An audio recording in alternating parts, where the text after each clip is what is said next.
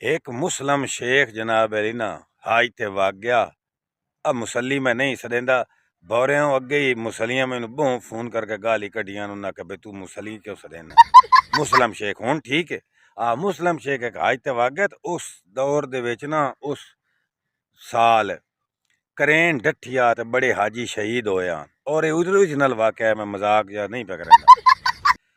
हुण जेहड़ी मलकानी आ गोहा मरेंदी वधिया घर च जे खबर चली बेचने हाजी शहीद हो गए ते ओनू किसे दस्या बई पता कर रमजान दा की बनया बई इतने हाजी शहीद हो गए करें डठी।